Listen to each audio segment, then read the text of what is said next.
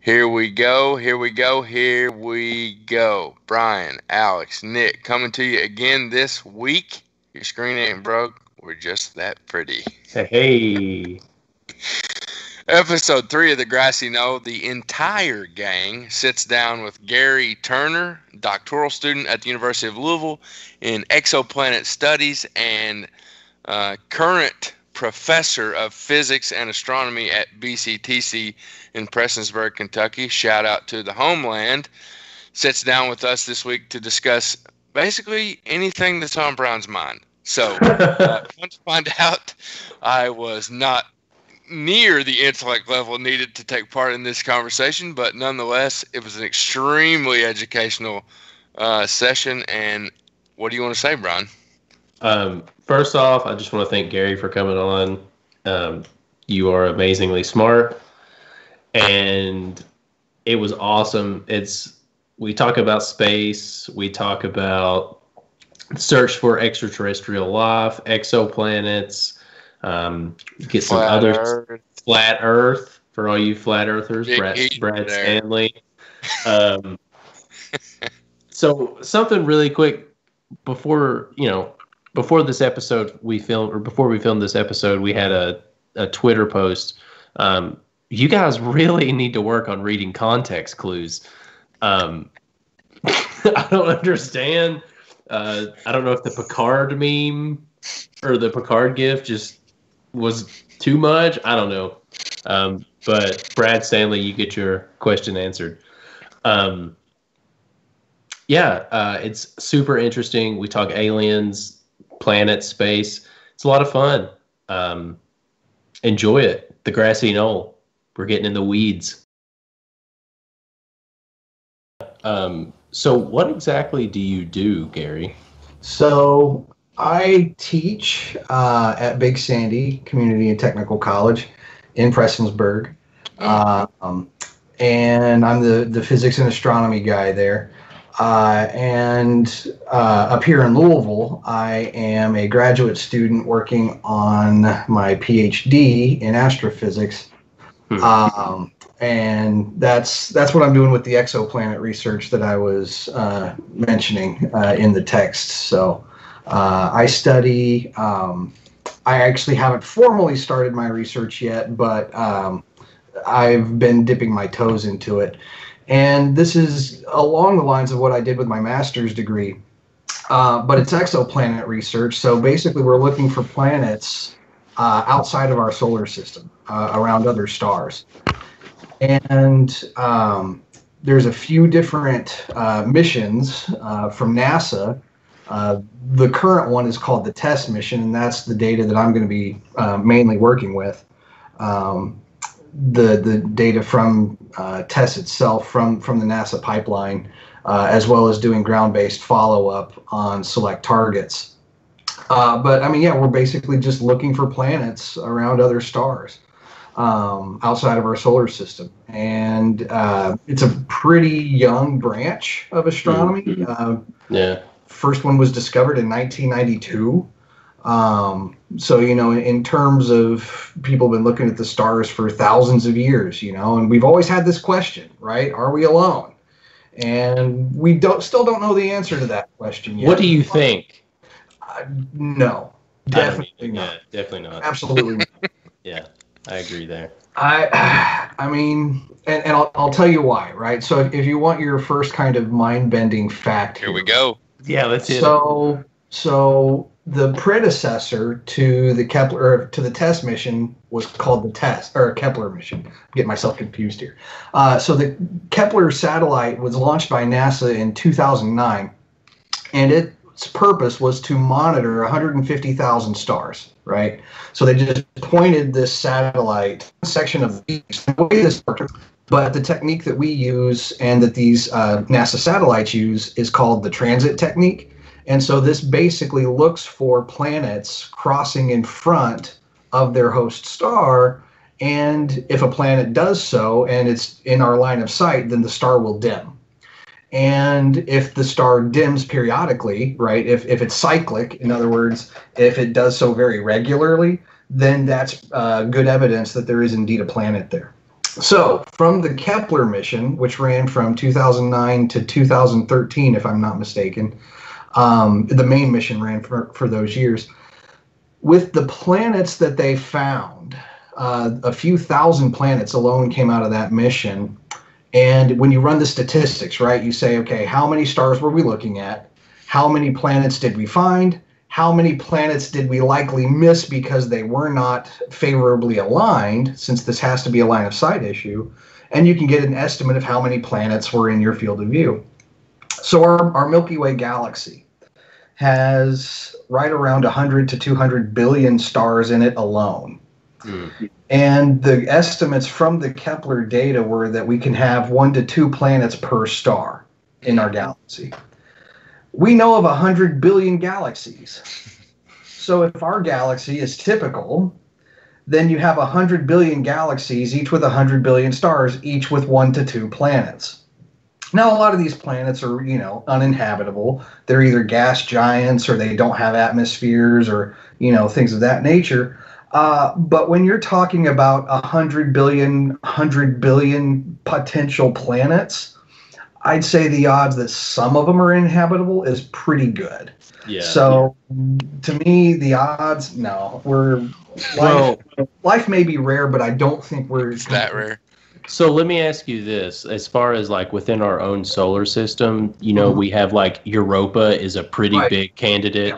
Yeah. Yes, absolutely. Do you think like under that ice sheet, since the moon when it goes around, it actually expands and contracts. So the core is really all we, for as far as life as we know it, all we need is like an energy source and water. Right. And that would have both under that ice, this layer of ice.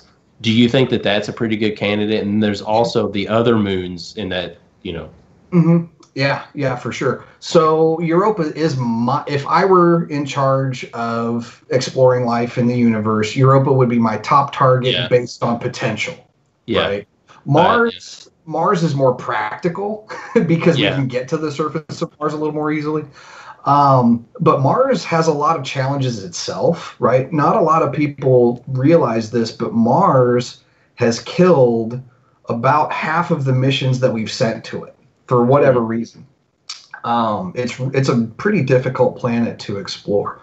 So just a little bit of background, because you mentioned the scientific term for what you mentioned is tidal flexing, right? Oh, okay. So what happens with Europa is Europa is not in a completely circular orbit. Very few orbits are completely circular. So when Europa is closer to Jupiter, it feels the tidal pull a little more strongly, and that's where you get a lot of the stronger gravitational pull.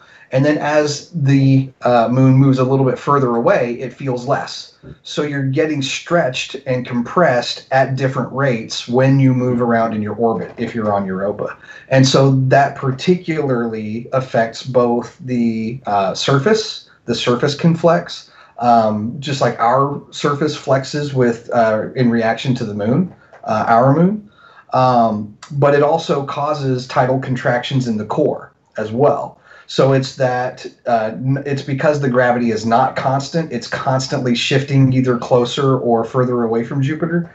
And that gravitational interaction causes heat in the core of Europa. So we think there's an internal heat source, as you mentioned, but the surface is ice. Mm. Now, the surface is pretty thick, and that's one of the potential difficulties with doing it at Europa would be drilling through all that ice. But I can't remember the exact thickness, but it's something like 10 kilometers thick. Yeah, right? I think that's what it is. Yeah. So it's a pretty thick sheet of ice, but underneath that, right? So if the core is as hot as we think it is, it's pretty near boiling. So there has to be that temperature gradient, right? So if it's boiling at the core, frozen at the surface, then there's got to be some really nice temperatures there in between somewhere where at least life as we would know it, life in our oceans, could exist. And as the tantalizing thing is, anywhere you go on Earth that you find water, you can take a cup and you just some stuff up. you'll find microbes, if not little tiny tadpoles, fishes, whatever, right? You'll at least find microbes. So the fact that Europa's ice is somewhat salty, there's some chemistry there. And, if the water near the core is heated through those thermal vents, man, it's tantalizing, right? Yeah. It's absolutely tantalizing to think that life could exist there. Now, there are other candidates. Isn't Ganymede? Doesn't Ganymede have the spouts that come out? And actually, 2 moons of Saturn are of particular interest as well. There's a moon called Enceladus, and it's another moon that has some tidal flexing to it. It has an ice surface like Europa. And we actually have seen some of the geysers coming off Enceladus. And so we know that there is liquid water down there. We know there's liquid water underneath the surface. One of my favorite targets would be Saturn's moon Titan, right? So Titan is the only moon in the solar system that has an appreciable atmosphere, right? So this atmosphere is, if I remember correctly, I think the surface pressure is 1.4 times ours.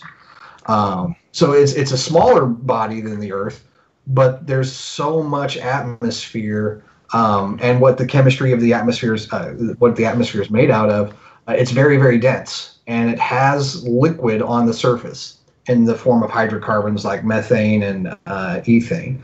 So, it's not liquid water, but it has chemistry, it has geology, it has climate, it has weather, it has storms, it has precipitation, so it has all these geological cycles with some pretty complex, interactions between the geology and the climate. So, again, tantalizing, right? So you couple those targets, Europa, Ganymede, Enceladus, Titan, and then you also look at, like Mars, where we're finding, salty water. We're finding that there's possibly some oceans underneath the surface. That's what I was going to ask about, if you thought that there would be life under the surface of Mars. And so even if they don't have an internal heat source, they have some heat that's still left over from, a few billion years ago. So, man, if you find liquid water, it's so tantalizing, right? Yeah. It is so tantalizing. I can't promise you that we are, or that we will find microbes anywhere in the solar system. If we do, I would bet that it would be Mars, Europa, Ganymede, Enceladus, or Titan. I would bet money if we find microbes extinct or living, then it would likely come from one of those. To give some context, right? So in the field of exoplanets, one of the regions of interest that we judge the habitability of a planet on is called the Habitability Zone. And so this is the region around a star where liquid water could exist on the surface of a planet, all else being equal, right? Yeah. And so what I mean by that is, in our solar system, actually there's 3 planets in the habitable zone: Venus, Earth, and Mars. So Venus is on the inner cusp, and Earth is darn near right in the middle, and then Mars is just on the outer edge, right? Obviously, Venus is not a good candidate due to the atmosphere and the heat that it retains.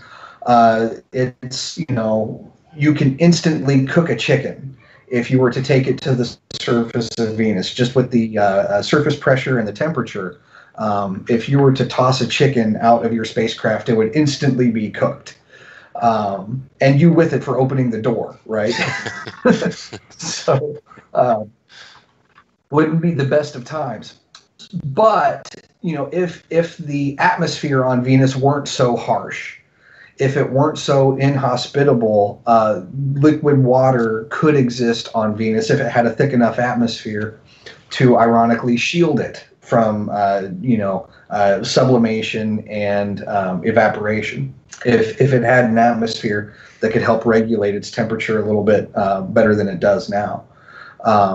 So when we look at these exoplanets, this is one of the things that we judge, the quality of a discovery, right? Any exoplanet discovery is exciting for people in my field, but for the press releases for the public, right? What are your tax dollars going toward? What are the major discoveries? Why should we keep doing this?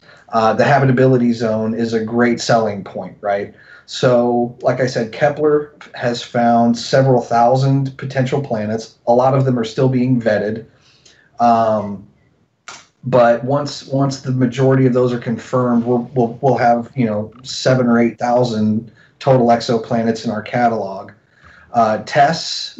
So the difference between Tests and Kepler, as I said, Kepler has just stared at one patch of the sky through its main mission. After 2013, it had a couple of malfunctions of its pointing systems, and so then the mission changed, and they did more things with it other than just exoplanet hunting. But through those two missions, K1 and K2, 6,000 or 7,000 objects of interest were found. Wow. Jeez. I'm sure off the top of my head, any of those were confirmed. TESS, on the other hand, which stands for the Transiting Exoplanet Satellite Survey, actually is going to be an all-sky survey. So it's looking at one patch of sky per month, and then it moves to a new patch of sky. And then over the course of 2 years, it will have observed over 85% of our total night sky. And so it's going to have observed well over 200,000 stars that are specifically identified for it.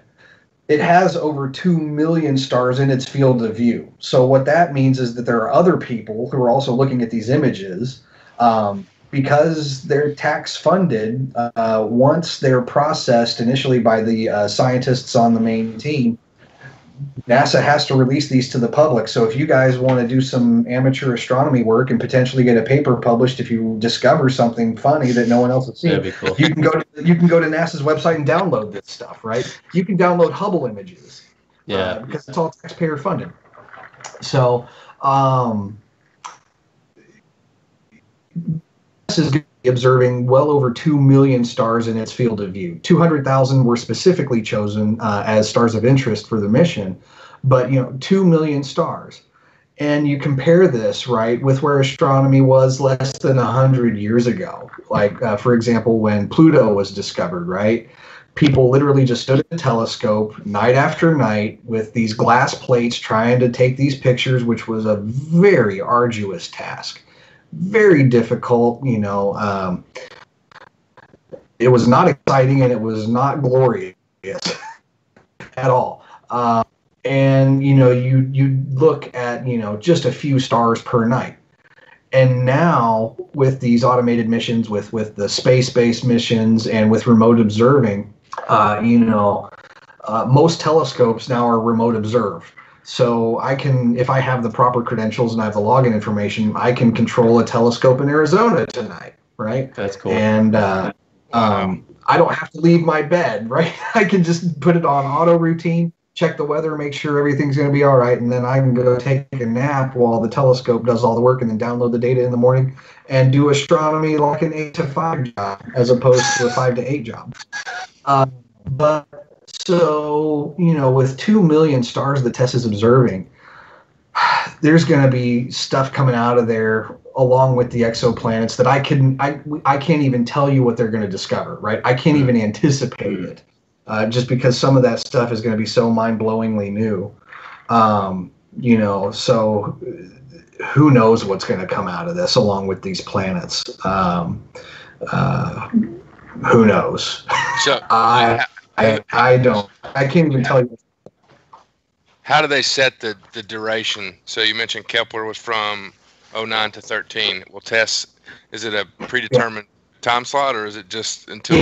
Yeah. So Kepler was actually supposed to go longer than it did. So what happened was, to keep yourself oriented in space, right? So it's a satellite, so it's orbiting the Earth, but it's trying to stay pointed at one patch of sky. So as you're moving around in your orbit, you need to be able to stay focused on that one patch. And so they have 3 gyroscopes, one for each direction. And those gyroscopes work together to keep you pointed while your spacecraft is in motion. And they lost 2 of those reaction wheels. They're called reaction wheels. And they were able to keep it pointed okay with one, but then after the first one failed, it was just a few months, I believe. It was either a few months or just a year afterward that a second reaction wheel failed and they couldn't point it anymore. So what they then ended up doing, it was really clever. The telescope was just kind of drifting, but in a specific plane, in the plane of its orbit. And so then they just took images as it was sweeping out along this plane. It severely limited its field of view. It couldn't look up, it couldn't look down, it couldn't do anything. But we could get images while it was still moving around, and that was what they call the K2 mission. And it still found exoplanets and some other things. But the mission itself, if I remember right, was supposed to, if the mechanics had not gone out, I want to say it was supposed to go up until about 2016. I want to say it was 2009 to 16 was the planned mission. So TESS is a 2-year mission, right? It's originally planned for 2019 and 2020. But the spacecraft is in really good condition, and as long as nothing major fails on it, there's no reason not to keep doing it, as long as NASA can get the funding to keep the engineers writing the code and communicating with the telescope and downloading the data and those kinds of things. For context, right, Hubble was not supposed to last this long. Hubble's over 25 years now, almost 30 years now, and it was supposed to be a 5-year mission. Aren't we getting a new telescope? I forget what it's. Yeah, the James Webb. James Webb, yeah. Yeah. I'm excited for that. Yeah. And so, when Hubble was then it had the optics problems that it had, and everybody's like, oh, dear God, what are we going to do? And they were able to get it fixed. And once it was fixed in 1995, astronomers were optimistic, and they would have been happy if we would have gotten, 5-10 years out of it. And here we are almost 30 years later. And so it's a crapshoot, right? Sometimes you get a Hubble that lasts a whole lot longer than it was supposed to, and sometimes reaction wheels go and you can't do anything about it, right? The James Webb, there you go. Yeah, that's going to be I'm excited. I like Hubble. I like looking at Hubble stuff anyway. Yeah. For context, right? So Hubble's mirror was only 90 inches across. Yeah. And if I remember right, James Webb is something like 6 meters, like 18 or something like that. 18 That's feet. awesome.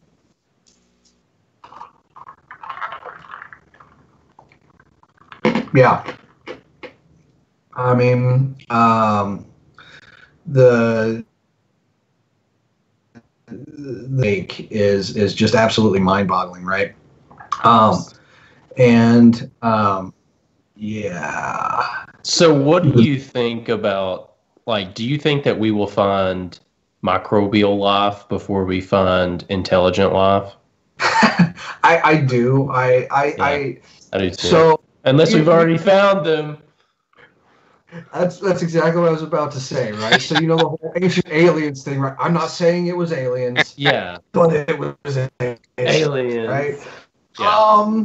So I'm not a big alien conspiracy theorist, right? Oh, really? When people say, oh, because of the alignments of the pyramids or these ancient, burial grounds or Stonehenge and whatnot, it's like, I think it does a great disservice to our intellectual ancestors and how ingenious they were and the mathematics and the engineering they were able to come up with to build the pyramids or, construct Stonehenge and things like that. So doubtless they have astronomical importance, right? It's very doubtless that they have astronomical influence that it requires aliens. Nah. Yeah.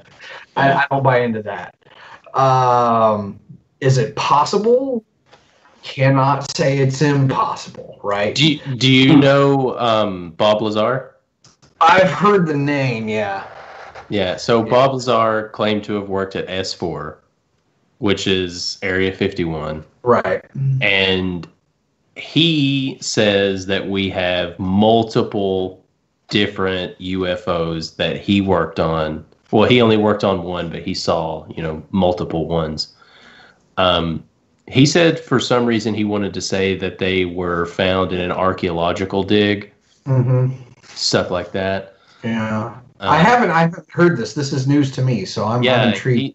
Bob Lazar is pretty interesting guy because what happened was he had said that he worked at Los Alamos. Mm-hmm. And when he came out, and I think it was, I want to say the late 80s when he came out, said he worked at Los Alamos. So this guy, not Gary Webb, that's another guy that we'll get into on the Grassy Knoll eventually. But there was, I forget, the George Knapp maybe was the investigative reporter. Yeah. He tracks all of this stuff down, and he finds an old phone book because there were evidently no employee records of Bob Lazar ever working at Los Alamos. So he finds an old phone book for the lab, and right there listed is a Robert Lazar. Huh. Yeah. And according to him, the UFOs that we have, there is an element 115, which it's a heavy element. And he said this in the 80s, and we did not find element 115, I want to say, until 2015. So, if he was lying about it back then, he's got a good little prediction. But he said that this element was heavy and it was not from Earth. We had to actually make it. It was made in a Russian lab, and he was actually a consultant on it. Mm-hmm. But he said that there was a center console that had this element 115, and it was made into these cylinders, and they were all compressed down and then shaved to a certain geometric triangle. And somehow through this middle console, it was able to manipulate gravity. So the ships themselves do not move. The ships are they're just stationary. They lift up and down, but they manipulate the gravitational field around them to move space and time around the ship rather than the ship moving through space and time, which is super interesting. Yeah, that's not entirely unlike the concept of the warp drive from Star Trek, right? I know. Star Trek calls everything. Futurama calls everything. Yeah, and I'll tell you why I'm highly skeptical of folks like Bob Lazar, and this is with all due respect.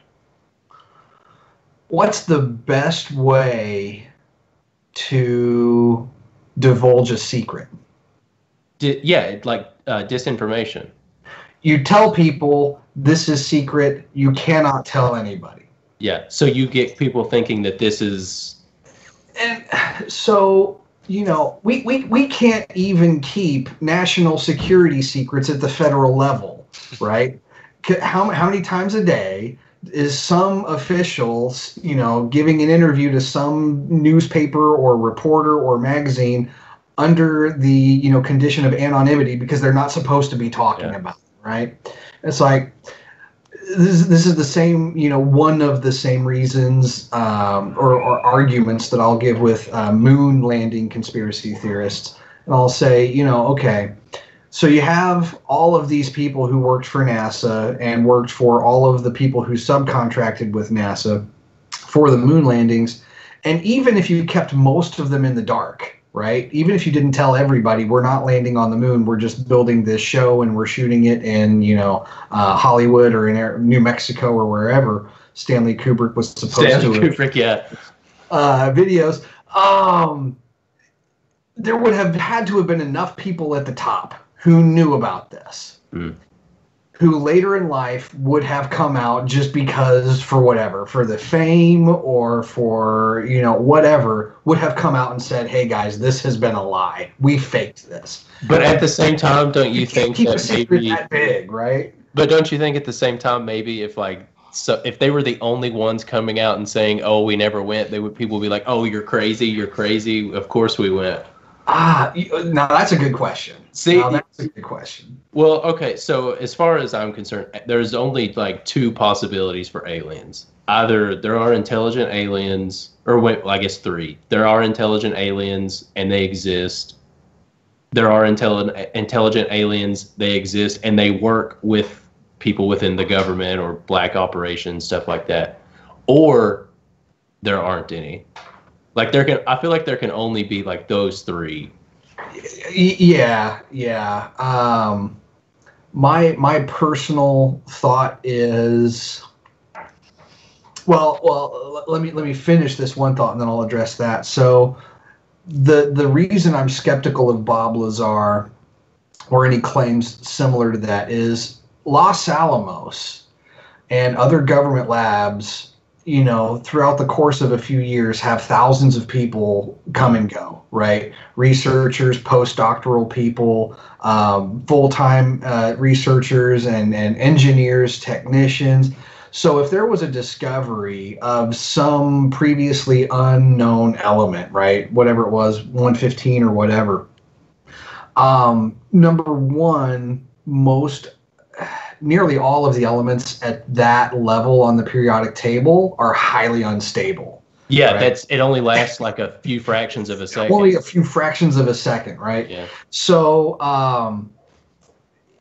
to have that many people who would have had to have been involved to verify that it was indeed 115, you're talking about teams and teams of chemists and physicists, right, who are working with this stuff. And when you get that many people over that period of time, somebody would have spilled the beans, right? There would have been more people than just him to come out and say, you can't have thousands of people keep a secret. You just can't, right? It's almost impossible. So that's one of the reasons why I'm highly skeptical of claims like that. So to the issue of aliens, I'll tell you, space wants to kill you, right? Space is the harshest environment that we know of. Yeah. But is it conquerable? Yeah, it sure is. I mean, we conquered it long enough to get to the moon and back, right? Several times now. We've conquered it long enough to keep people in orbit around the Earth for months at a time. Are there physiological challenges? Are there engineering challenges? Yeah, sure, obviously. But we can't confuse a challenge with an impossibility, right? Now, some things are impossible, sure. But for us as a civilization, and you think of, our modern technical society, if you want to go back to the industrial age, right, when we really learned how to use machines, we've only been doing this for little under 300 years now. And you think about this, right? If you think about it in this context, you go back to the year, right around 1900, right? Go back to the year 1900. Cars, not really a thing yet, right? I mean, people were starting to experiment with motorized vehicles, but not everybody had one. Everybody was still using the horse and buggy, right? Just a few years later, and not only have we been using the horse and buggy, we've been using the horse and buggy for millennia, right? You go back to biblical times, people are attaching wagons to donkeys, right? Yeah. And so we've been using this kind of technology, the horse or the donkey or whatever, the pack animals, for our locomotion with our goods for millennia. And then you fast forward to 1900, that's still the dominant form of transportation. If you're a merchant traveling with your goods, you've packed it up on a wagon and you've attached it to a horse or a team of horses or whatever. And in just a few short years from there, we move from the horse and buggy to the car, just almost simultaneously. Now, of course, war precipitated this, but airplanes, come into commercial use. And then within less than 50 years of World War I being done, we're launching rockets, right? Yeah. So and Elon just sent us, just sent people to the ISS. Look at, how long it took for us to get to the industrial age, but then once we got there, and, in less than a century, we went from literally the horse and buggy to landing people on the moon and bringing them back with rockets. A phenomenal amount of technological increase, scientific discovery. It gave us the cell phone, the microwave, the transistor. So not only did the space race put us on the moon and back, it gave us our modern age, right? Our modern information age is a direct descendant of the space age in the 40s, 50s, and 60s on into the 70s. So, with the rapid pace that we developed over the last century, I look at a lot of the things that people think about space and say, oh, it'd be really hard to do that. And I'm like, yeah, it would be really hard. But does that mean impossible? No, not necessarily. So to think that, if there's an alien race out there that even had 1,000-year head start on us, who knows where they could be, right? As far as their ability to travel.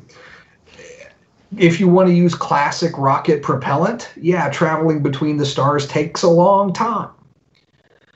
So if you want another mind-bendy thing, hit me. Bend me. What if we don't need classical rockets, right? Yeah. So what's the sci-fi goal, right? What's the standard for sci-fi? Teleportation. Yeah. Right? I want to teleport. We haven't teleported anything bigger than an electron, but they're working on it, right? And the teleportation that they're working on is far different than your Star Trek, right? Dematerializing you, transporting your atoms, and then they rematerialize you somewhere else. They're really quantum teleporting information rather than an actual physical electron, but they are teleporting that information. So you encode information in the spin of an electron or in the magnetic field of an electron or whatever, and they are working, and they've had some mild success with transporting that information to another electron somewhere else. And then that other electron on the receiving end receives that information, and they can measure that it in fact did get that information. So when you want to think about things like that, and again, you give a civilization even just 1,000-year head start on us, who knows where they would be technologically. So here's a question for you. Well, I guess this is kind of a two-parter. With Elon basically dragging humanity into the future, and he basically is. Yeah, which I love him.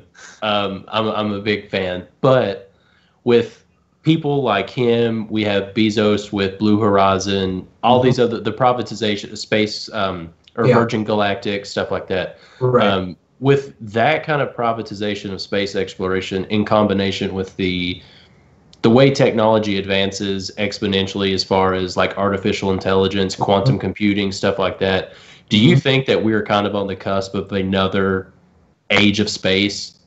Honestly, I do. I really do. I think, honestly, I think in the next decade or two, we will have spaceflight on a way that we will be able to go and vacation on the moon, Mars, whatever. I mean, we will certainly be on the way. If nothing else, we will be on the way. So my fifth grade teacher loved to tell us that, when we would grow up and get married, we would be honeymooning on the moon, right? That didn't quite happen yet. And some of us are scratching our heads, right? And we're like, but why didn't it happen? And it's a whole complex issue, right? Because it's economics. Where do taxpayers want to spend their money? Should space be privatized in the first place? There's pros. What do you think about that? So, yeah, there's pros and cons. Largely, I'm for it. Yeah. Largely, I'm for it. We love to think of space as the place where politics doesn't matter, right? We love to think that space is the ideal where humans can get along. We can all believe that we're doing this for the betterment of mankind, as humanity as a whole, as opposed to one nation or another nation or whatever. Unfortunately, that couldn't be further from the truth, right? Yeah. Aren't there already treaties involving space? There and stuff? There are treaties involving space. But that doesn't mean you can't put a militarized satellite up in space. Yeah, right? well, we just got the Space Force.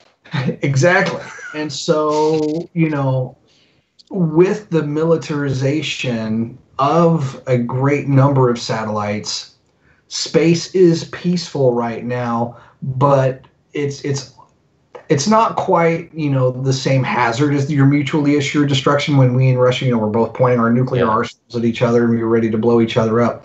But it is tense, right? It has some tension there because we know what kind of satellites Russia has had. China is now getting and putting up. And not all of the nations that have space programs now have their interests aligned with our interests and the interests of our allies. So space, whether we want to believe it or not, space is political. Yeah. But that being said, the more we privatize space, I think I see it becoming less political. Corporations that would have the kind of financial backing to actually have successful endeavors in space would require pretty vast amounts of money and therefore power. So when you have that much power, you can buy political influence. And you can buy immunity from a lot of things too. So, the more space is privatized, the more I think that if there's battle in space, it would be more economic between companies vying for resources or whatever, as opposed to actual militarization where, a satellite is capable of blowing up a spaceship or something of that nature, right? So in that sense, I am for it. With the privatization of space would come more difficult regulation. So we do have treaties now with the international communities with certain space issues, but it would be really hard to enforce certain aspects of that, and we're actually running into that. And I love Elon Musk and I love SpaceX. They are really picking up the slack with the defunding of the space shuttle program, right? So between SpaceX, Boeing is now coming up with their own capsule that's capable of carrying astronauts. Long BA. Yeah. And so, between those companies, we really are reinvigorating not just America's presence in space, but humanity's presence in space. But on the flip side, Elon is incredibly ambitious and incredibly well-funded and has a lot of money of his own, so he can pretty much do what he wants. And so, for example, the Starlink satellite initiative, while well-intentioned, right? We want to give internet access globally. It's still terrifying. Well, it is terrifying, but it's also potentially posing a hazard for astronomers like me, because the sky is now going to be saturated with satellites. And so when you're trying to take data, doing the kind of research that we do, if you have a small planet, right? So for context, if you were on a distant star system and you were observing our solar system, with a telescope and you were trying to detect planets in our solar system, Jupiter would be the easiest planet to detect because it blocks out the most light of the sun. It's the biggest surface area. So when it would pass in front of the sun, it would block more light than any of the others. So you would see, like if you're measuring the brightness of a star over time, right? When a planet crosses in front of the star, you see that brightness dip. And then once the planet is done, the brightness goes back up. And Jupiter would block a larger amount of light than anything. It would block around 1% or so. The Earth, on the other hand, would block something around the range of about 0.01% of the light of the sun. So it would be incredibly difficult. We actually don't have the precision. If we had a sunlight, well, actually I lied. We do have the precision to find Earth-like planets, but they have to be around a sun-like star or smaller. If you have a much larger star, which is really bright, really big, then it becomes much more difficult to find Earth-like planets. But so the point that I'm driving at, when you're making these really, really precise types of measurements within the field of exoplanets, there's a lot of different things that can mimic your signals, and there's a lot of things that can get in your way. So the more satellites that are up there, the more they could potentially get in your field of view and wreak a little bit of havoc on your data. And exoplanet science is not the only type of science that astronomers have actually written to Elon and written articles about, asking for at least some measure of concern for the astronomy community, because these satellites could pose some problems for observations within certain types of fields.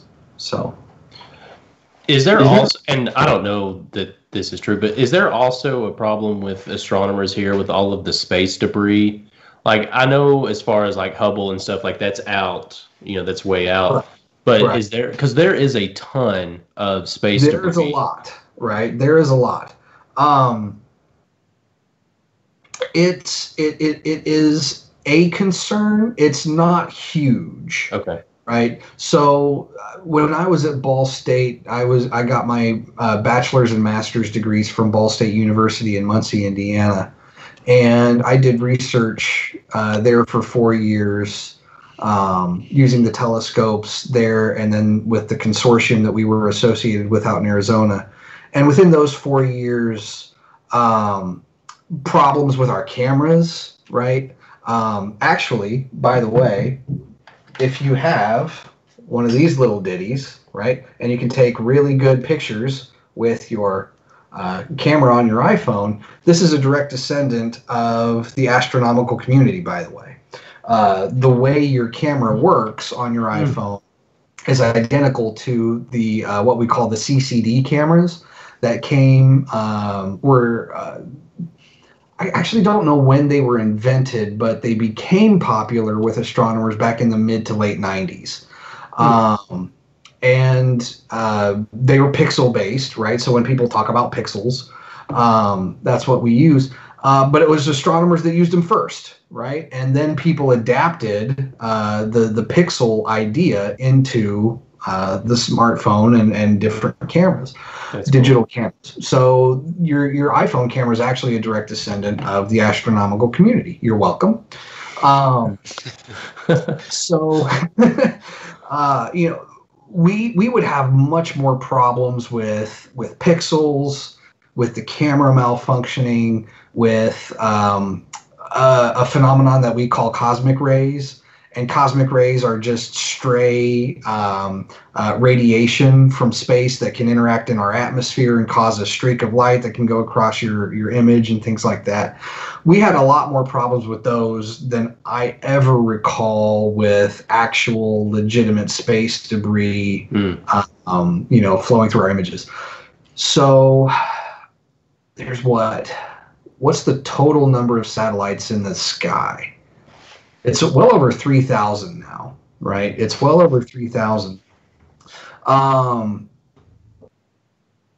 But when you spread all of those out at their given distances, right? So not all satellites are the same distance, of course.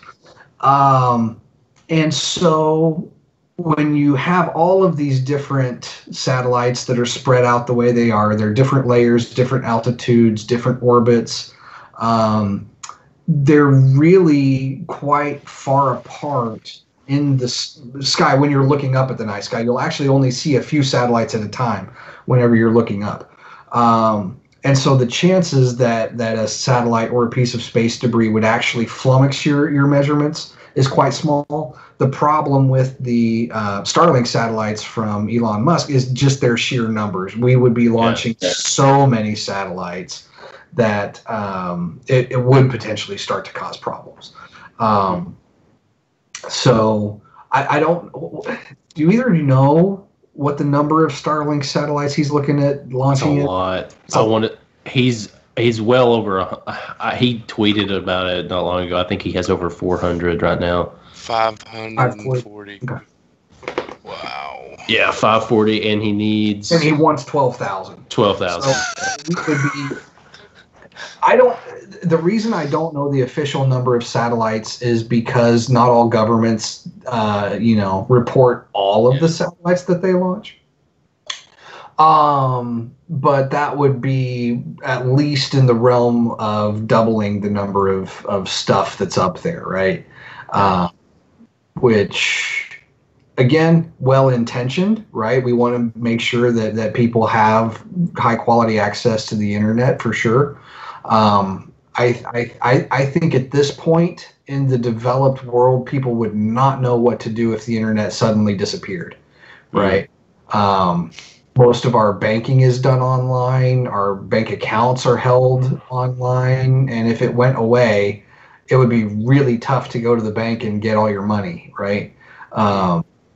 So we depend on the internet pretty substantially. So I can't fault Elon for the desire to make sure that we sustain the internet and everything that's come out of it, right? But there are some things to consider with it. And anytime you put stuff up there, especially with that kind of magnitude of numbers, you're then restricting what else you can put up there, right? So anytime we put something up in space, anything that any country launches in space that we learn about, right, we put in our database. It starts getting tracked from places like NORAD. And the military then also shares those orbital elements with NASA or whoever, SpaceX and whatever's launching cargo into space, so that they know where potential hazards are, right? So they can be avoided. And the more you put stuff up there, the more this kind of stuff has to be taken into account. And it's expensive, right, to launch stuff into space. Yeah. It's around $10,000 per pound. So I'm not going to tell you what I would cost. It would be it would be a lot. Do you know who Robert Bigelow is? No. He Nick, pull him up. Robert Bigelow. He worked with, I want to say, NASA. He did some. Let's see. Well, he used to own Skinwalker Ranch, which is like a UFO hotspot. Yeah, he does a thing where he is like a contractor that can send stuff to space for you, that kind of stuff. Okay. That's another, but this is another one of these things, and he does another like based on poundage, and you can send like small stuff, like you can send a picture of yourself to space, stuff like that. But just talking about Elon reminded me of this guy. Yeah. Well, okay, so you guys are in Prestonsburg, right? Well, from Prestonsburg. We're all from there, yeah. From there, okay. Are you guys still in Kentucky? Yeah. Okay. So trivia, right? Little piece of trivia. What's Kentucky's #1 export economically? I actually don't know. I have no idea.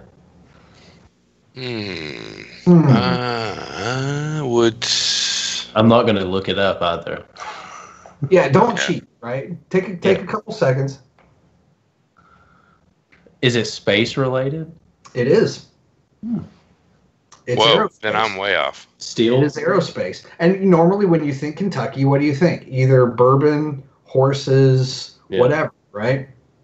It is aerospace. So between the fact that we have the UPS hub here in Louisville, the airport still also services, FedEx and other shipping carriers. And then with the engineering departments at Moorhead, which has a strong satellite community, UK is heavy in aerospace and their engineering, and U of L has the aerospace and rocket degree.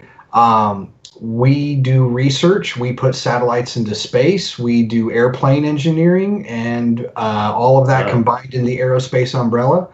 Economically, in terms of dollars, we export more aerospace than any other commodity. Wow. Kentucky, yeah.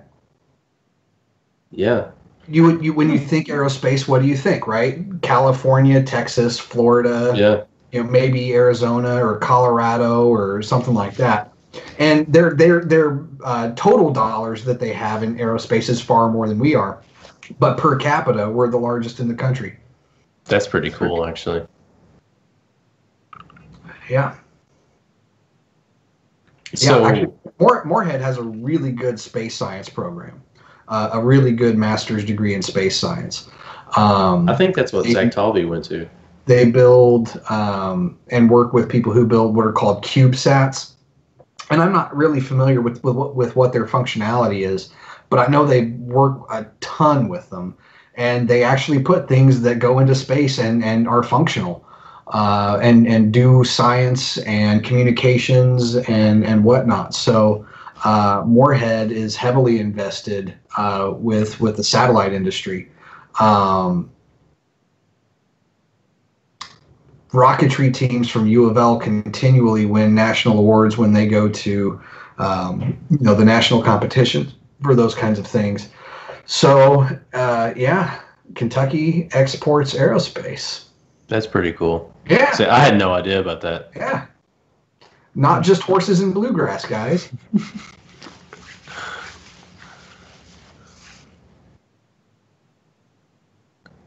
So, what can you tell us about, your current? I know you said that there was some stuff that you can't talk about, and that's fine. Yeah. But when will you be seeing results from that? Yeah. Will they be published? That kind of stuff. Yeah. So, here's how the test mission works, right? Here's the official pipeline. So the test mission was built by NASA, and it was a joint mission between NASA and MIT is the flagship university that helped build some of the components for it, did a lot of the computer coding for it, built the initial data analysis pipeline for it. So the scientists at MIT and their colleagues that are in that main group are the people that get first crack at things, right? So when data comes back from the satellite, they're the first team that gets to look at the data and try and analyze it. But because the data, again, is taxpayer funded, it only stays in that proprietary status so long before they have to release everything that came back in one batch. So they're working furiously to try and get as much, out of the data as they can before it gets released to the rest of the community. But from there, it goes to different teams that do follow-up research. And so that's the team that I'm on at U of L. And so I did have a non-disclosure agreement that says, until a paper is published, I can't tell you that this star has a star or a planet around it, or, this star may have multiple planets around it. There are names of systems and we know these things, but I can't tell you that. So then somebody doesn't go and try to scoop the team before the data becomes public. So these papers are actually being published furiously. So I can't. What's a good resource to read these papers? Yeah, so one of the best resources is what's called the archive, but it's spelled ARXIV. ARXIV.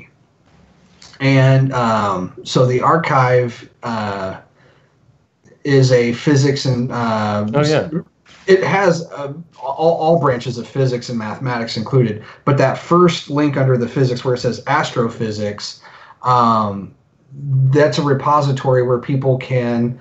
So this is not a peer-reviewed journal, but this is where people send their preprints to get it out to the scientific community while it's in prep to be published in journals.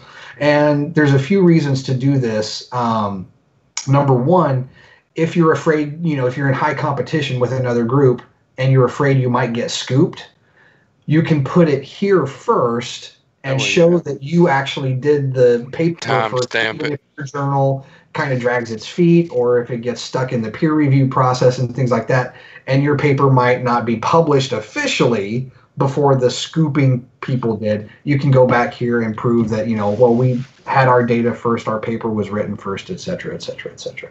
So under the headings, there's, all the different categories, but the main papers that would come out of tests, and I can send you guys a link here in a little bit when we're done here with some actual papers that have been published.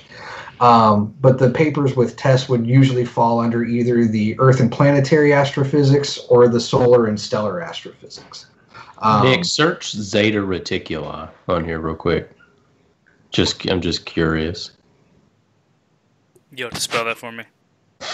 Zeta. Or XADA, or I don't know. Zeta Reticuli. Do you know how to spell that? Hang on. No, it's Z. Would it be Zeta? Zeta? Yeah. Is it like the Greek letter? Reticula? I think that's a galaxy. It's a binary star system. Let me Google this real quick.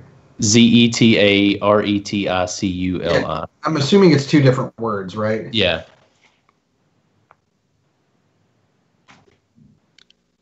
High precision abundances of elements and solar types. This is where Bob Lazar said the aliens came from, of the UFOs. Okay, gotcha. But also, I'm pretty sure this is where Betty and Barney Hill, if you know about them, they were like the first alien abductees in the United States. Okay, this is where they said they were taken. So forgot about that. So Zeta Reticuli is a star in the Reticulum constellation. So star designations, right? Stars can have several different names, and we have different nomenclatures for them. Some stars have a proper name, like Polaris, the North Star, or Vega. But there's also a nomenclature that's standard for constellations. And we basically say, okay, the brightest star in that constellation gets the designation alpha, then the next brightest gets beta, gamma, delta, epsilon, zeta, eta, theta, so on. So that particular star would be what? Alpha, beta, gamma, delta, epsilon, zeta. So it would be the sixth brightest star in the Reticulum constellation. That's cool. So Bob Lazar claims that there's a planet there that the aliens are from, right? Yeah. I won't do it right now. I won't take the time to do it right now. But what I'll do is when we're done here, I'll look at that and actually see if we have any evidence of a planet around that star. And that, like the habitable zone of... Right. And wow. I remember when I was a kid, I was watching a documentary, right? Because a lot of people talk about the dolphins too, right? Have you guys heard about this? In Africa? The dolphins in general are aliens watching over the Earth. Have you heard this? Yeah, I have actually. So I remember watching a documentary when I was a kid, and the Dogon tribe. Somebody was claiming that they were from the star Sirius, right? The bright star in Orion's hunting dog. Because Sirius is our stars, like they pull on each other or something, correct? So Sirius has a binary component. Yeah. It has a white dwarf companion, which is the burnt out core of a sun-like star. So it is technically a binary, but it's a really bright hot star, right? It is a super bright hot star. but to my knowledge, right, and I remember watching this documentary when I was a kid, right when we were starting to find these planets, right? So people can say whatever they want. But to my knowledge, like if we'd found a planet around Sirius, that would be big news. Yeah. So I'm pretty sure we haven't found one.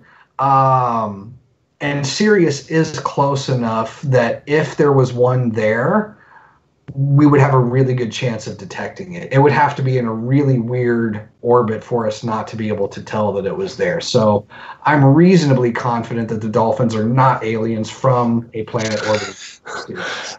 What do you think about stuff like SETI and these other like sending signals out? Did you see that we're getting a signal every like 16 days from a certain star system?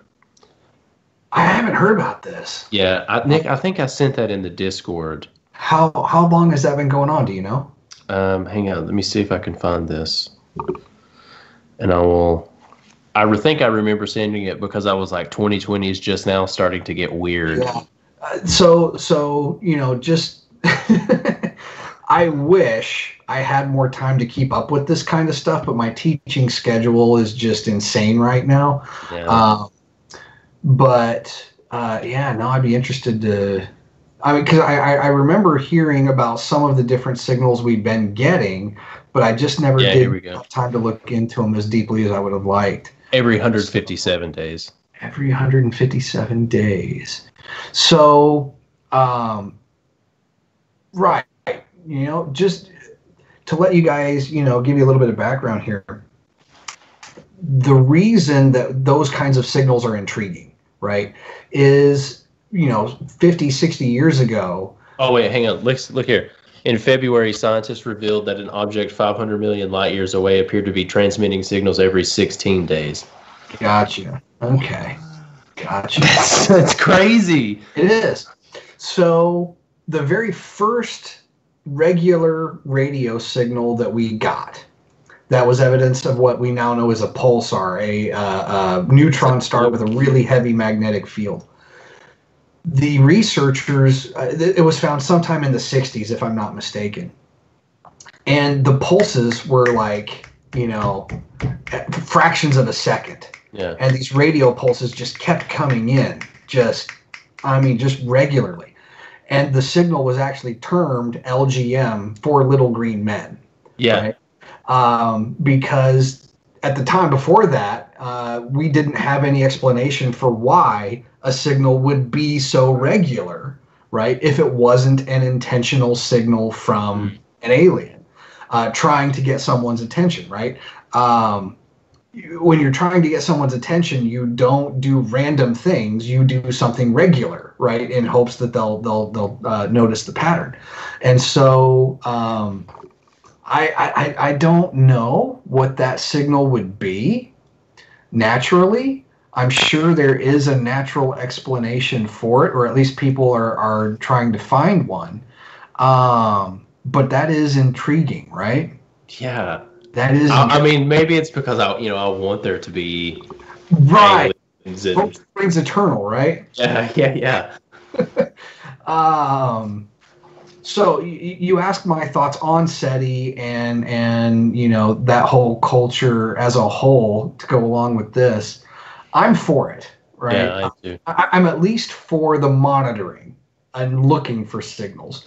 Whether or not we should be beaming them out is a different story.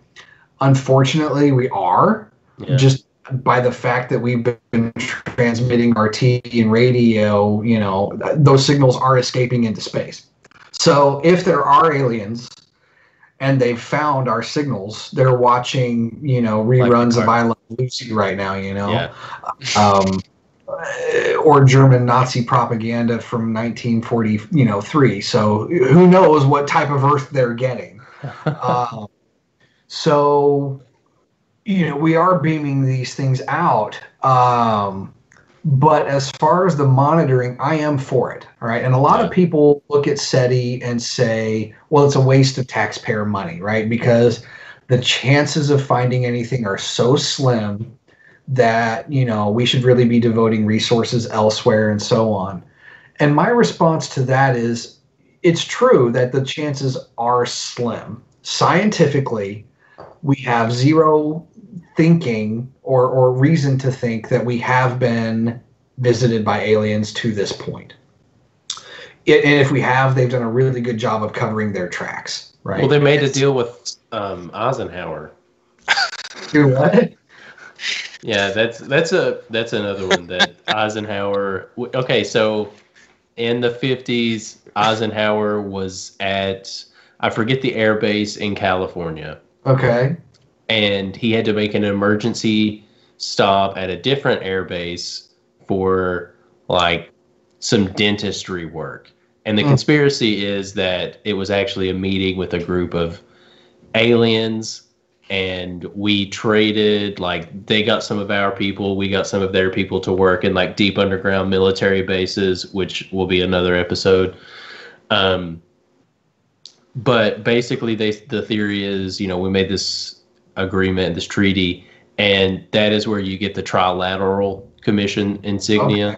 Okay. That was evidently like the patch on the aliens like outfit. Okay. But, you know, who knows? Almost like the way that flat earthers will try to tell you that the is it the European Union symbol or whatever it is that shows the flat Earth or whatever? Oh yeah, because it's on a polar.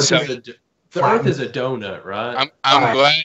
So I'm glad you brought that up, because we tweeted out this morning, hey, we're gonna have a show tonight. It's gonna be out of this world.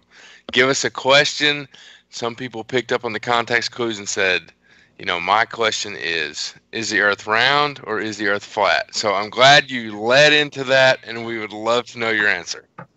All right. So I'll finish one thought, and then I will get to that thought immediately after. So to formally close the session on the SETI question, I am for SETI, and I'm for listening, right? At least I'm for listening, because, again, the chances are so slim, but the payoff, if we do,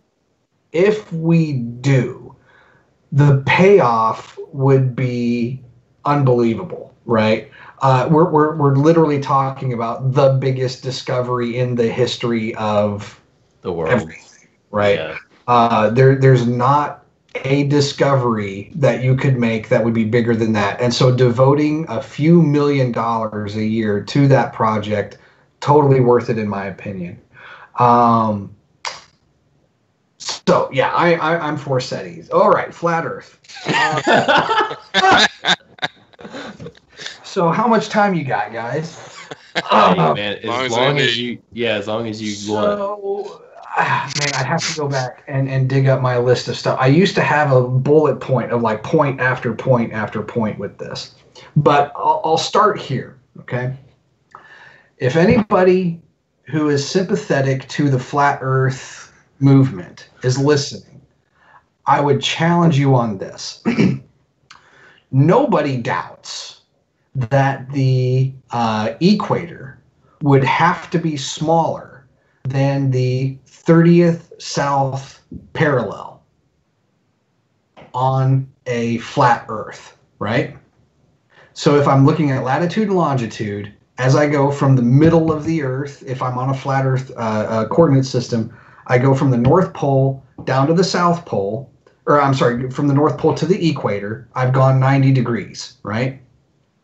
On a globe, right? So I start at the North Pole, go down to the equator, and then go down to the 30th parallel on the south. That parallel around the globe would have to be smaller than the 30th parallel on a flat Earth. The major argument that a lot of people make is, well, I can't actually go to the South Pole because the governments won't let me, right? They won't actually let me reach the ice wall. You don't have to go to the ice wall. Just go down to the 30th parallel south, 30 degrees south latitude, and fly all around, fly one lap around that 30th parallel, and then fly around the equator and compare the two. And if you get a larger odometer reading on the equator than you cannot be on a flat Earth. And this is a direct test. This is a direct applicable test that does not rely on, perspective or some giant machine in the sky that keeps the stars rotating in order. It doesn't rely on any external thing. You can get in an airplane with a working odometer. And what I would encourage is this. Take two sets of people, maybe about 7 or 8 people on the airplane, about 3 or 4 flat earthers, 3 or 4 globe sympathetics, and have them trade cell phones, and the pilots be one of each. And so they all can compare their, odometers. Your iPhone is connected to GPS. And if there's any flat earthers who use their health app to track their steps, I'm sorry, but you're communicating with a satellite, okay? You are, right? So as long as everybody in that airplane would agree that a mile is a mile and that everybody's phones and the odometers on the plane are working properly, then there would be no controversy over, well, we measured this distance, but we measured this distance. Everybody's in the same plane. Everybody's reading the same instruments. You fly around the equator, and you get an odometer reading for what the equator. And both globe people and the flat Earth people believe that the equator is the same distance. It's when you get south of the equator that the flat Earth lines of longitude would get larger, and on the globe they get smaller again, right? So you just compare those two distances around those two parallels. You don't have to go down to, the South Pole. You don't have to do it. You can just go a little bit south of the equator, and if your distances start to get smaller again, you're on a globe. Yeah. So, there's a lot of other things. Well, what about hollow Earth? Yeah. So, yeah. You know what? I'll tell you what, though, and this is the beautiful thing about pseudoscience, right? This is the beautiful thing about pseudoscience. You can't really disprove it. Yeah. Right? You can't.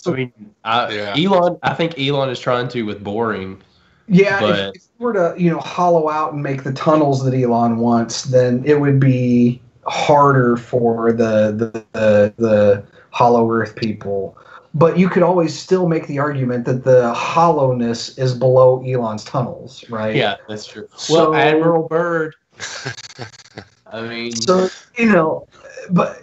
in that respect, I almost have more respect for the hollow Earth people than I do the flat Earth people, simply because their argument is so internally consistent, even if patently absurd, that I can't disprove it, right?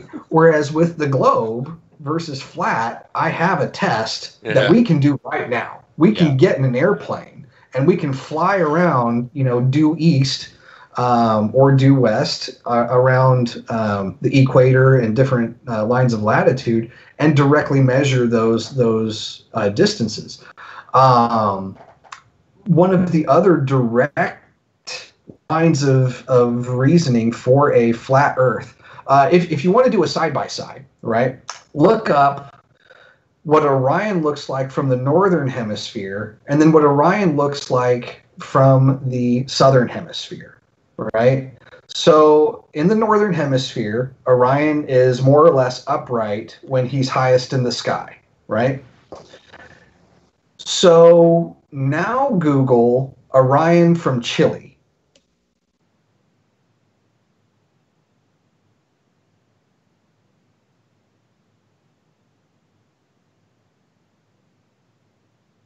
Let's see, there should be hopefully some images of Orion, and he should be upside down. I think on that, Nick, if you go back to that first one, I think that there was a side-by-side second. Yeah, there is. Yeah, there is. Sure enough.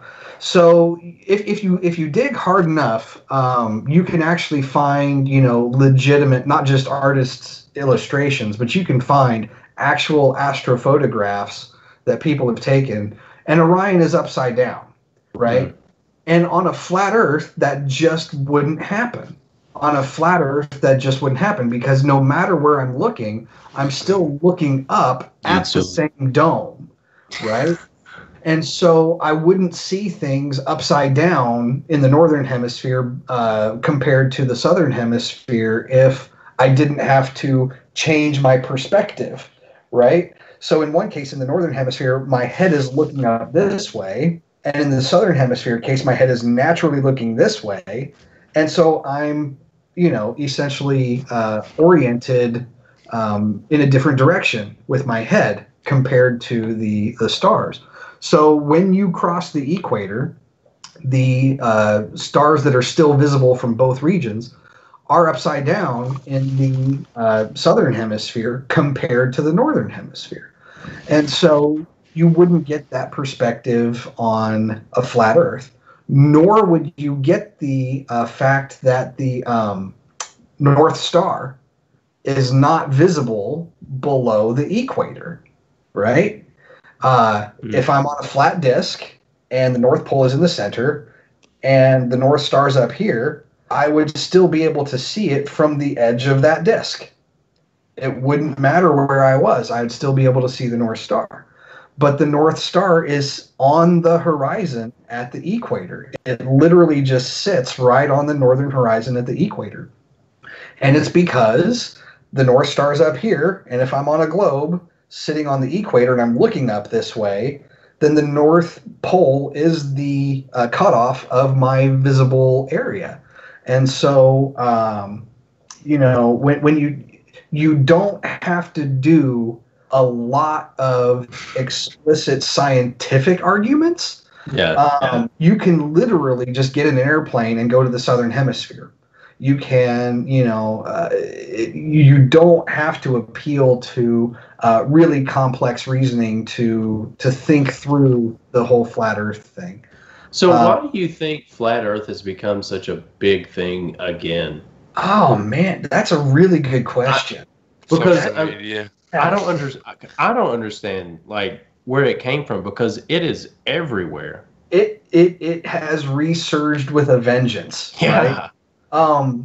I don't know if it's an accident that things like flat Earth, anti-vaccinations, and other anti-science or /pseudoscientific things have come pretty popular.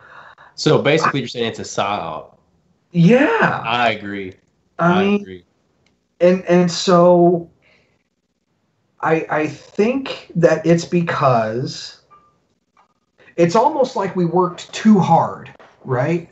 So when people are in, when we were in school, right, elementary school, middle school, and especially in high school, we were taught certain facts, right?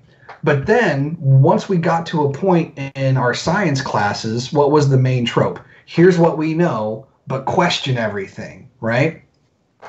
And I think that what we have failed to do in our science classes, particularly in the 6th through 12th levels, is tell people or teach people that not all opinions are equal. And when you have a scientific idea, what makes an idea scientific in the first place, and why the collective opinion of an entire field should carry weight, right? So I'm not going to sit here and say just because all scientists agree on something does not mean they're correct, right? We have had instances where fields have been overthrown and all of the experts turned out to be wrong. There was a famous physicist back in right around 1900 who thought physics was done, right? He thought, well, we've got Newton with classical mechanics. We've got electricity and magnetism with James Clerk Maxwell. We've got thermodynamics. We know everything there is to know. Now it's all just applying it. And then Einstein with relativity and quantum mechanics came along and, blew all that out of the water. And now we don't know anything. So I wonder if we've emphasized the idea that revolutions are possible in science to the point where people don't trust scientists, right? because they say, well, science is always changing and scientists are always changing their minds, right? Yesterday I can't eat bacon grease and now I should eat, more of it than I've ever eaten in my life. And I never wanted cholesterol and now I need certain types of cholesterol, and this thing would help me lose weight and now I need to do this thing, and science is always telling me these different things. And it's true, right? Science is malleable. That's how it works. I think that we're seeing this in hyperdrive right now, especially with the coronavirus, right? With COVID-19. I see people posting all the time about, well, I'm supposed to wear a mask. I don't have to wear a mask. I can be around people less than 6 feet, but I'm still supposed to socially distance. What am I supposed to do? And this virus, right? I'm not an epidemiologist. I'm not a biologist, so I'm not going to try to trample on their turf and misspeak. But what I will say is this: the virus was what it was called. It was called the novel virus, right? It was a novel virus, and what that means is we knew not much about it at all.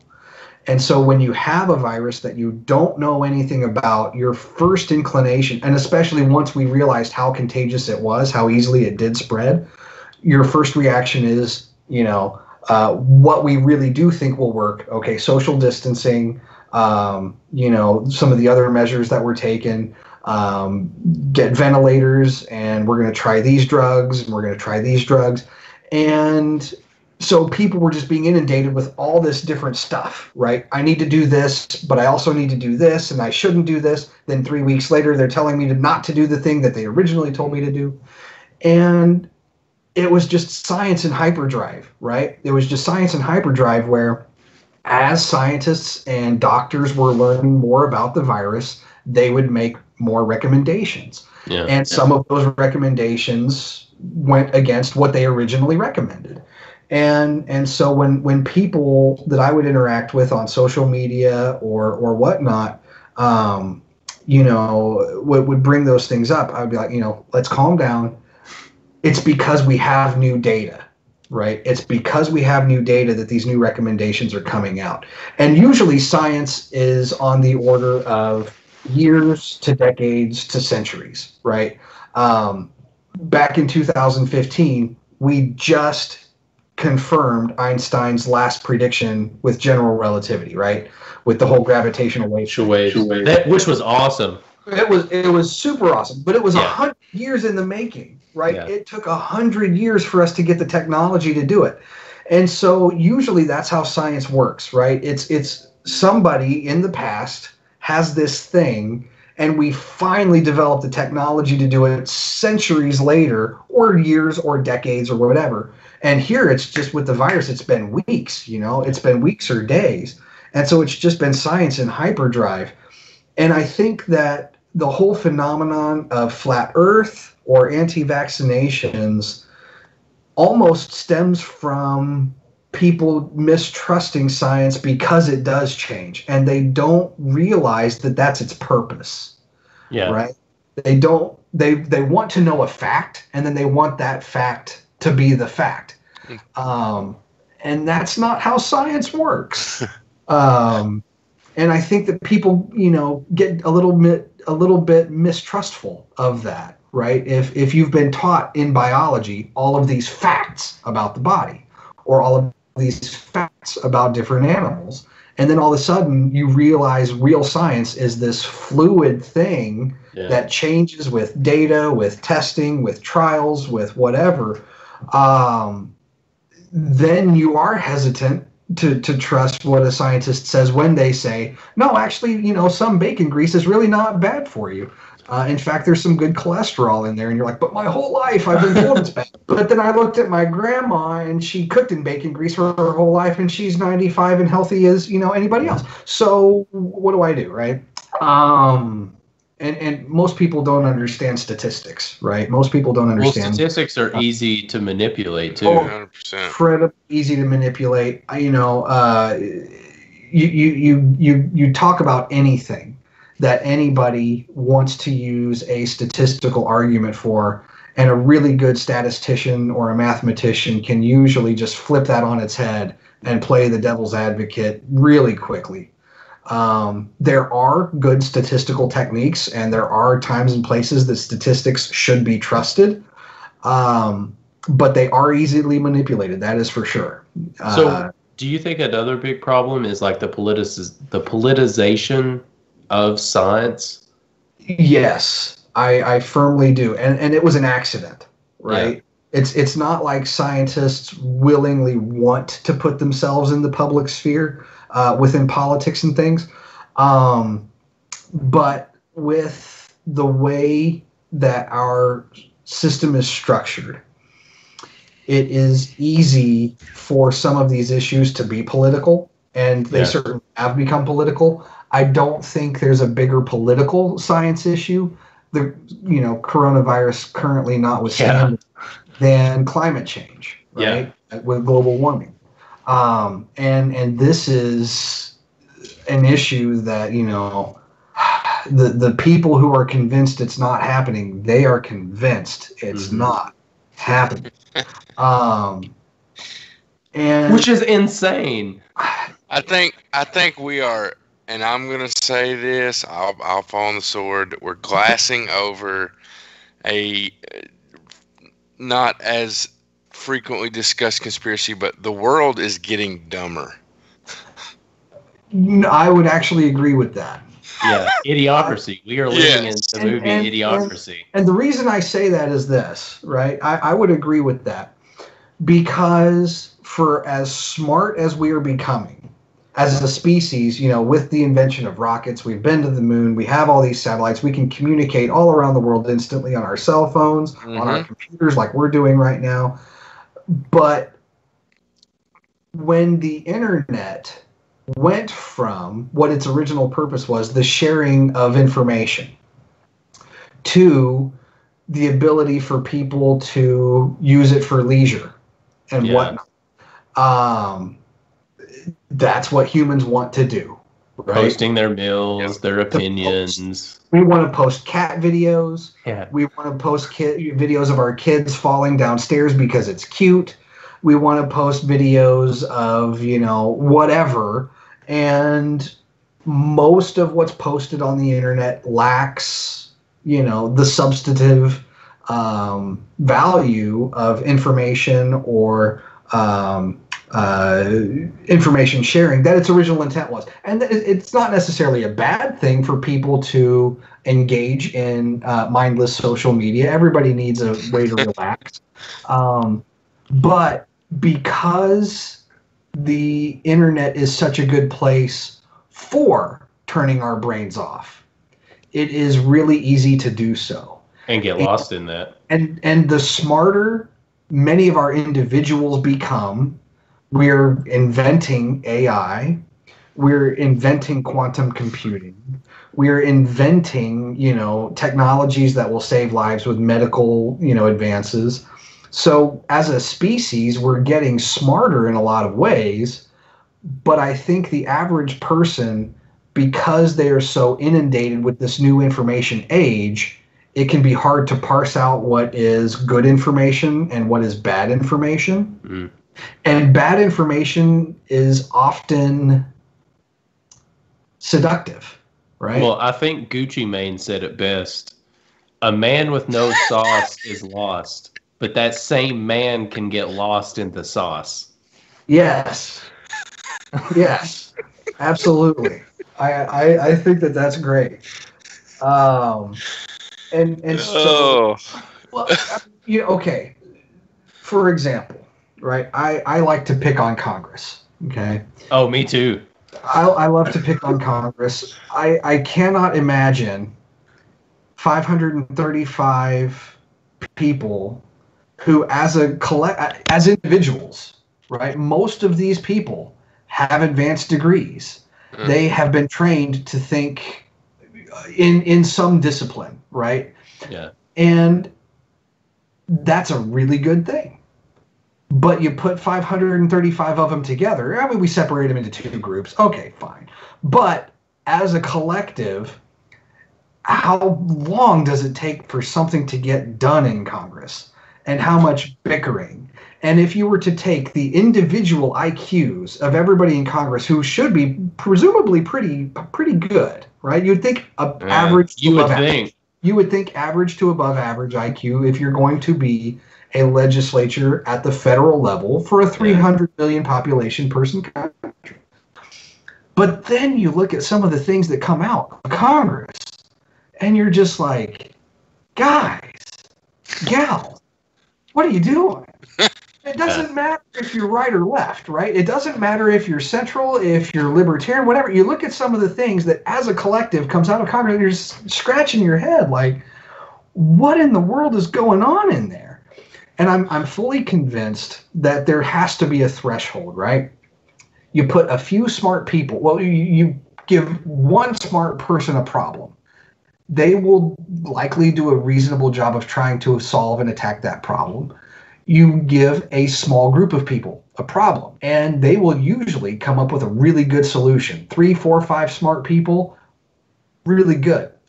Once you reach some threshold, I'm not sure where it is, but when you get from one person to 2 people, your IQ climbs until you hit some plateau.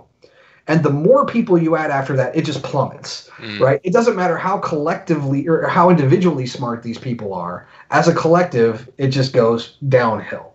And science has become politicized, I really truly believe, because it is easy to have become politicized due to some of the way that science is intertwined with our tax dollars. Yeah. If you vehemently support, gas and the oil industry, you have a financial vested interest in trying to cast doubt on the science of climate change. If you have financial interest in solar panel companies, you have a financial vested interest in showing and demonstrating climate science. And so when the politics and the dollars get intertwined with the science, I think it's really easy to accuse scientists and organizations of misconduct, of fraud, of deliberately manufacturing data sets, and so on. And I think the climate science phenomenon is slightly different from the anti-vaxxing community. I really believe the anti-vaxxing community is really the whole "don't tread on me," right? It's the people who still have the sense of, for whatever reason, the sense of libertarianism has extended into their medical thinking of nobody's going to tell me what to do with my family. Yeah. And as an American, I fully get that sentiment because that's what we're taught, right? It's like, we're independent thinkers. I can do in my home, within reason, what I want. I can think the way I want. I can teach my children the way I want. I can raise my children the way I want. And that's a hallmark of the American way, right? And so to a point, I get it. But when that kind of thinking starts to step on other people and their well-being, that's when we have to then have the discussion, right? But I do think that the anti-vaxxing phenomenon is at least in part due to that mentality. And again, I fully get it, right? We're ingrained with that kind of, America. The time. Oh, I'm sorry. I thought this was America. Exactly. I heard a quote. I actually heard it on Rogan. Come to think of it, but I think about this frequently, and I had to look it up because I didn't want to butcher it. And it goes: hard times create strong men. Strong men create good times. Good times create weak men, and weak men create hard times. Yeah. So, where are we?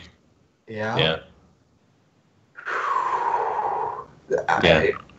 I would have to say that we're on the verge of the bad times in some ways. Yeah. Right? Yeah.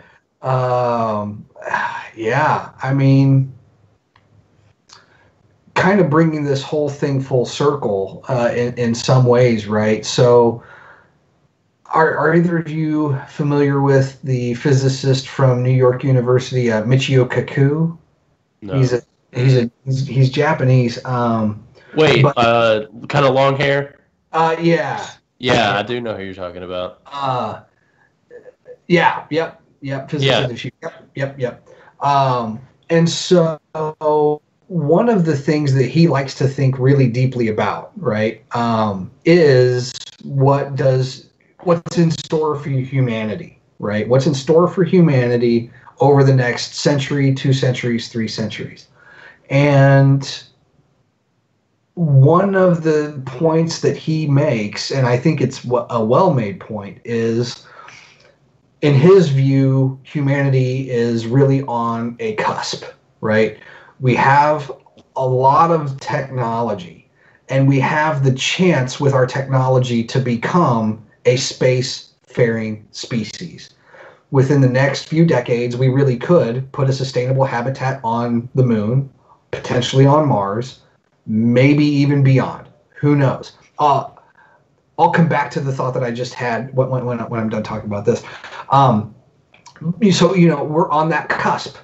But to the point with bad men create bad times, or lazy men create bad times, however the quote, I think that we are on that cusp where we can go one or the other, right? Mm. If we as a species collectively come together and say, this is the future that we want.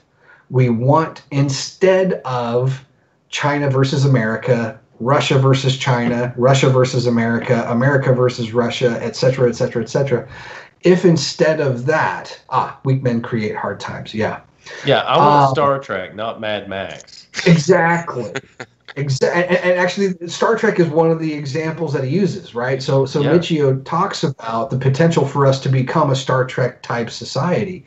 And in that society, race, religion, creed, ethnicity, etc., does not matter, right? Yeah. You are free to practice whatever religion you want. You're free to practice whatever, personal ideas you want.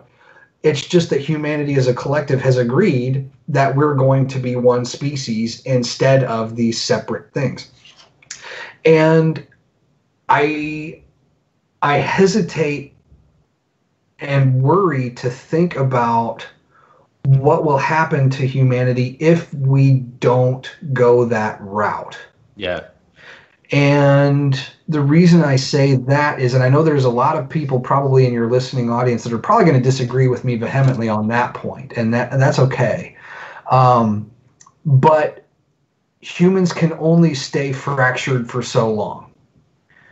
We are already at the point where not many countries like us, or I shouldn't put it that way. There are a select number of countries that don't like us as Americans or our allies. And there are a select number of countries that we don't like. And our political influence and our diplomatic efforts have thus far collectively stopped World War III. But if World War III were to be raged right now or in the near future, I think we would become a Mad Max type world. I do too. Right? I really do. I do too. And people were worried about the virus, right? And social distancing and running out of toilet paper was almost a kind of mini apocalypse and all this kind of things. But we really haven't seen anything like a true apocalypse, right? And the fact that we're still able to do this podcast is evidence of it, right? We're truly not in any type of Mad Max type world. And one of the points that Michio makes is, are we going to cross that threshold where as a species we say, doesn't matter your religion, it doesn't matter your creed, it doesn't matter your race, it doesn't matter your background, everybody is equally welcome at the human table? Or are we going to continue down this path of division, of war? conflict, politicization, and I severely worry about the future if we choose one of those paths over the other. So my personal hope is that we do become a Star Trek society before it's too late. Will we? I don't know. I like to think so. I like to think that we humans are smart enough that we'll eventually recognize what we have to do to stop killing each other for needless reasons. And that's not to say that all war has been needless. Of course, there are times that war is necessary. But I don't know that all wars have been necessary. So, if we don't shift our thinking from this us versus them kind of mentality, I do fear where we as a species will end up in 100, 200 years. I agree with that. So I think it's kind of weird that, well, not really weird, but more interesting. But if you go back and you read people like Sagan, and even like before Sagan, some old science fiction authors like Isaac Asimov and Bradbury and stuff like that. Right. It is humanity working together despite their races, despite their creeds, religions, all that kind of stuff. So that's weird that that's been something that's been, mentioned and talked about for so long, and it's coming right now to kind of like a point, to like the head. Right. Yeah. It is interesting, right? Because sci-fi is known for, pushing boundaries, or the technology. But there's a whole lot of social commentary in a lot of science fiction, and a lot of science fiction writers, particularly Asimov and Bradbury, as you mentioned. Oh shoot! Hang on. For some reason, his name just escaped me. I'm going to look him up. I know I'm going to hit my head as soon as I see his name. I hate when that happens. It's the worst because it's like right there. Yeah. Arthur C. Clarke. Yeah. Oh, okay. Yeah. So authors like that had a deep insight into human nature itself, right? They didn't just have this vision or multiple visions for what the future could look like, but they have some deep insight, or deeper insight than the average person, into the collective human mind, right? Into the collective mind of humanity. And a lot of science fiction deals, when you actually start to read it and parse it out, deals with, subjects of morality, ethics, politics, religion, all of these things that we consider important endeavors within our own individual experiences, right? Everybody has their own moral code. Everybody has their own ethical code. Everybody has their own sense of right and wrong. And usually as a collective, as a society, a lot of those are aligned. Even though we may have different religious ideas, different religious backgrounds, different faiths, a lot of the times those collective ideals of morality and ethics are more or less aligned, and that's, I think, part of what allows society to function, right? But those kinds of authors with their visions, they did wrestle not just with what the technology will look like. How hard is it to build a habitat on Mars, or what will it take to put people and keep people on the moon? But how the relationships will develop, and how can they be sustained properly? Our psychological makeup as a species. I think these guys really had some deep insights. Asimov and Clarke particularly, if I had to name two. I like Asimov a lot. They would be toward the top. Yeah.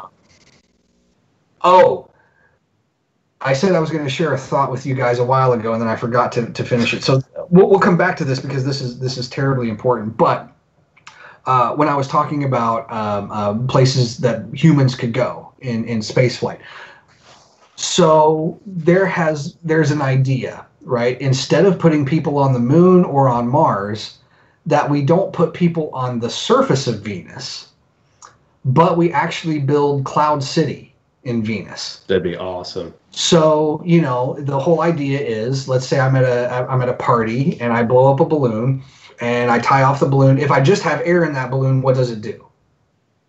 Well, if it, just without helium, yeah. But if I put helium in it, what does it do? If I put just the right mixture of helium and air in that balloon, what will it do? Just stay stationary. It'll float, right? Yeah. So the idea is I can build a blimp-like structure in the atmosphere of Venus of just the right density to keep it floating. It wouldn't sink down and it wouldn't rise out. And you could literally put Star Wars-like Cloud City on Venus. Yeah. Could you? And you would be able to like mine whatever's below the. You could. I mean, yeah. If we could build the robots that could stand the things for long enough, yeah, you could build stuff.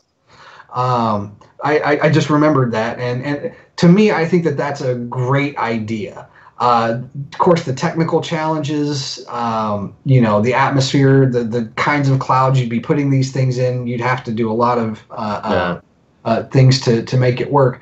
But some advantages, right, are that when Earth and Venus are aligned, Venus is much closer than Mars is.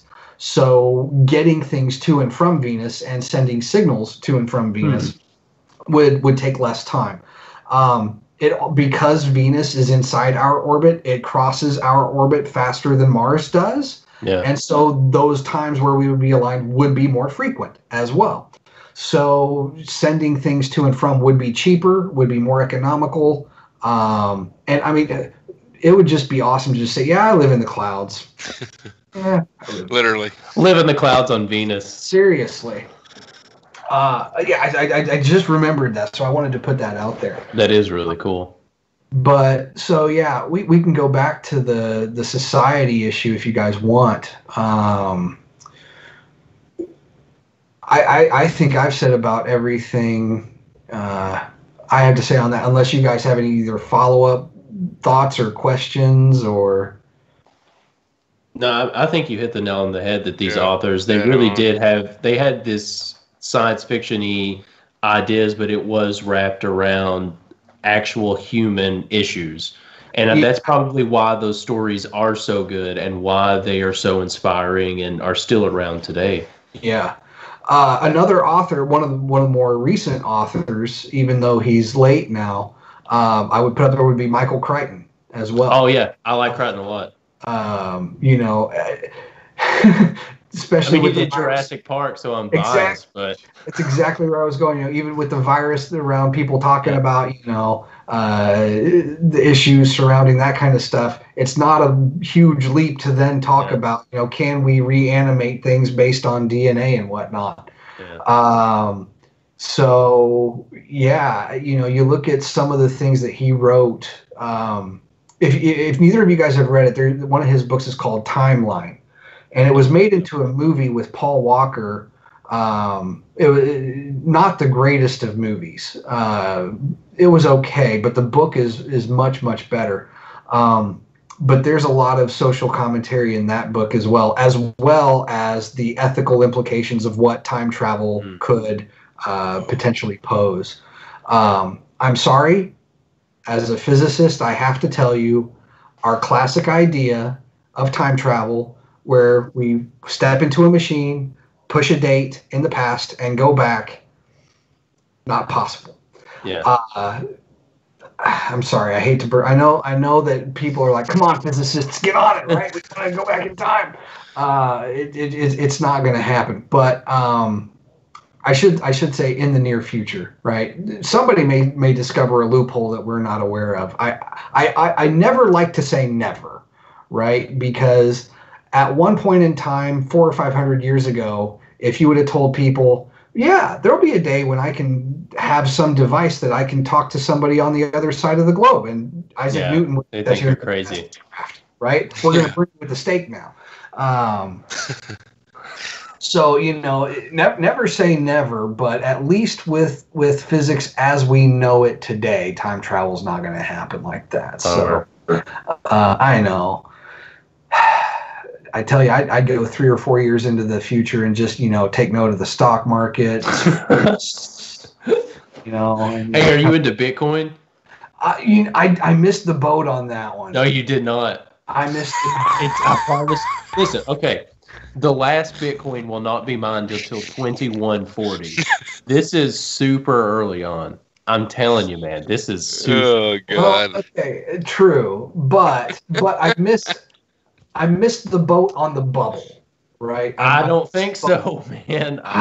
JP Morgan just came out and said that it's the fact that it didn't drop like the stock market did during the coronavirus shows its ability to hold value during a crisis, and it's not correlated to the stock market. I'm telling you, man, it's going to be $100,000 into the year. Oh, that's a bold prediction. Coin? Bold prediction. One coin will be $100,000. Because what's it at now? It's several $1,000s per coin. 90. I don't know. Hang on, let me check. 94.39. Yeah. Well, I'm showing 94. This is 92. Yeah. Yeah. I don't think you've missed it at all. 100,000. It's 9,000. June. I'm telling you, man. I'm telling you, J.P. Morgan, big money. Paul Tudor Jones, Jamal Pop. They're all saying it, man.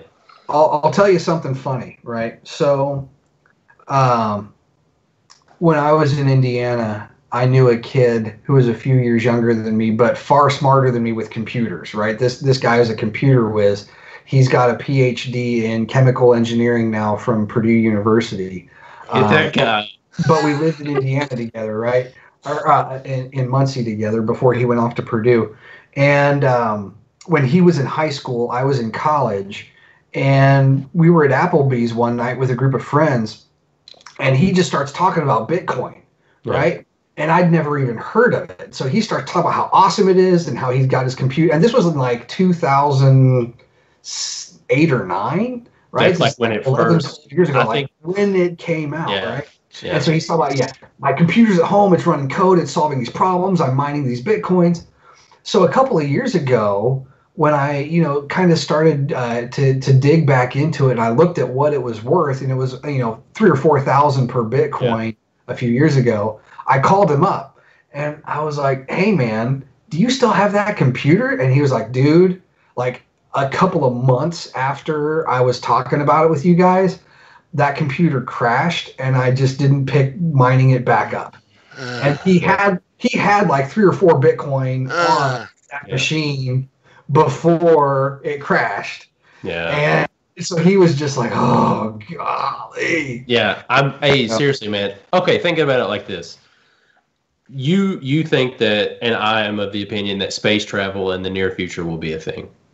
Yes, I really do. Okay, so there will be a digital currency that will be used. They're not going to be doing like shuttle flights of cash from Earth.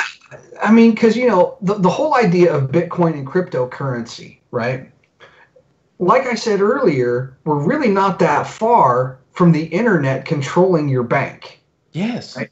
And when you think of things like, PayPal, Cash App, those kinds of things where I can just buy transfer Bitcoin on Cash App. I mean, I literally do not have to hold a piece of physical money the rest of my life. Yeah. Really. I mean, there may be places that I might have to spend cash, but they're not places that I would have to go to exist. Yeah. Right? There's not a place in the United States that I'm aware of that provides shelter, unless it's illegal under the table or whatever, where they demand cash. Yeah. Right? Especially if you own your own home and paying through a bank, you're not going to be either paying in cash or hardly even writing checks anymore, right? It's all online through your bank digitally, and all these money transfers are digital. So it's really not that far of a stretch to think about the transfer of our classical dollar into a more secure crypto environment. There's already Ethereal or whatever the other blockchain type systems are. Well, there's already stuff like the USDC, which is it's a stable coin. It's always $1, always $1. And I forget the bank, but there was a bank that just got caught, not really caught, but they were found to be using that for money transfers because it was faster, it was more secure, and it's stable. Which is, and there's Ethereum. They're getting ready to start. Ethereum. That was the other one. I was not Ethereal, but Ethereum. Yeah, that was the one I was trying to. They're getting ready to start Ethereum 2.0, and it's going to allow. There's already there is more Bitcoin on the Ethereum chain than there is on the Lightning chain that it was made for Bitcoin. Huh. Yeah, and you can stake Ethereum, and you become like your own sort of bank. Like when a credit card is swiped, that company gets X amount per transaction. You will get that with Ethereum if you stake your money on the chain. Huh. Now, isn't that interesting? But my whole thing is they're not going to be transporting shuttles of cash into space. No. It will be a decentralized currency that could be, because I can turn my Bitcoin into pounds, yen, shekels, whatever we're on. It can be converted into whatever currency need be. You should look into it, man. I'm just gonna pull out my abacus here and do my conversion calculations. Yeah. Yeah. No, I mean, blockchain and cryptocurrency are things that I'm not terribly familiar with. Like, I know some of the surface language, I know some of the idea behind it, but really digging into the processes and exactly how it works, I'm still at the novice level. You know?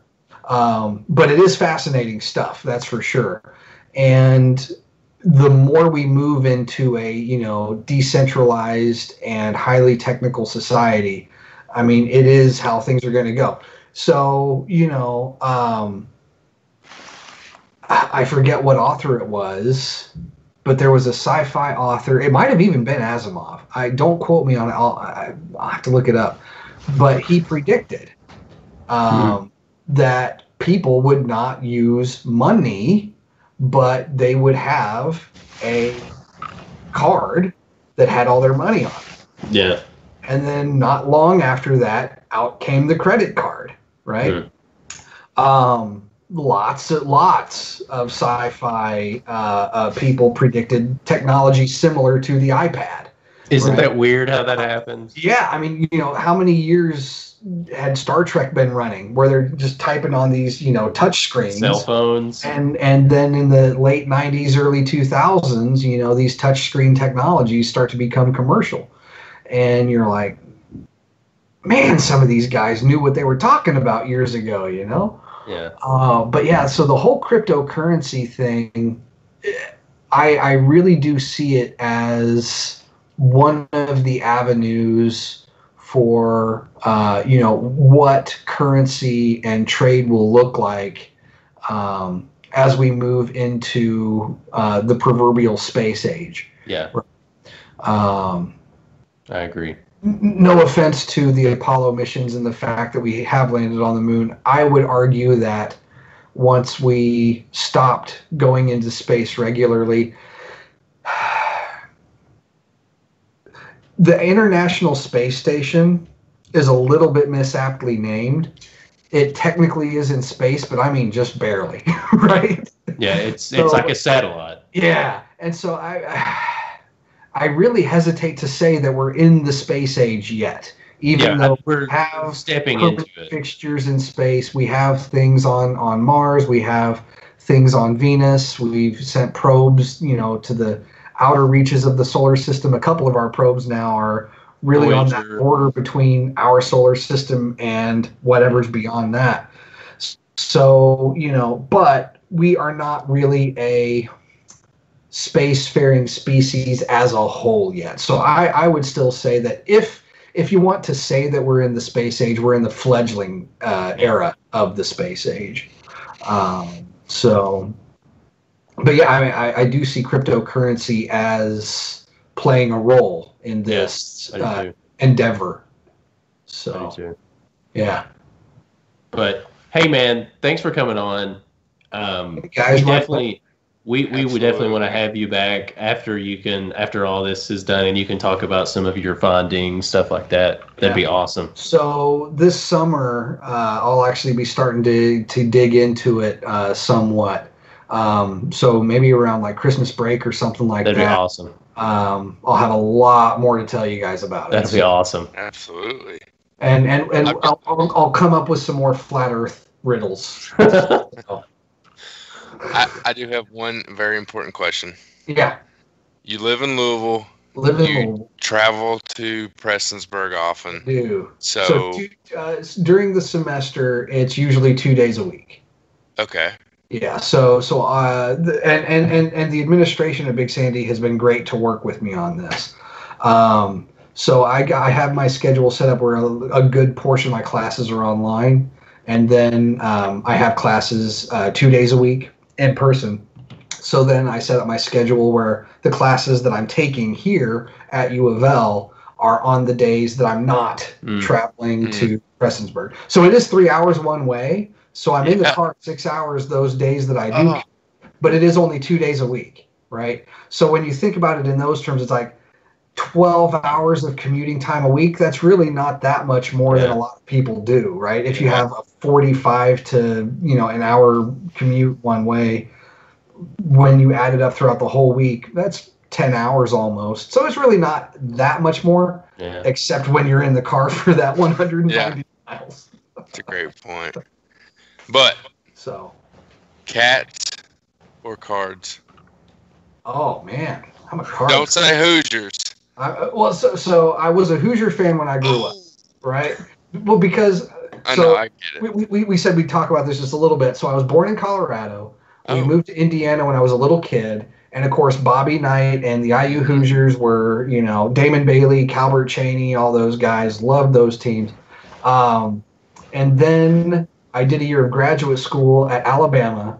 So I am the biggest Roll Tide fan outside of that state that you will find. Right? Accept that. That's acceptable. And it was one of the years they won the national championship, right? It was 2011 and 12 when they beat LSU 21-0 in championship. And it took LSU into the fourth quarter to even cross the 50-yard line. Not that I have these things memorized or anything. Not that you remember that, yeah.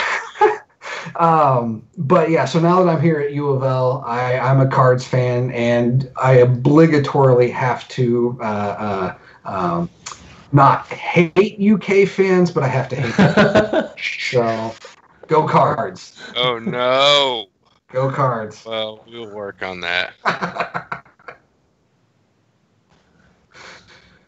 Well, guys, it's been a pleasure. Yeah, thanks, man.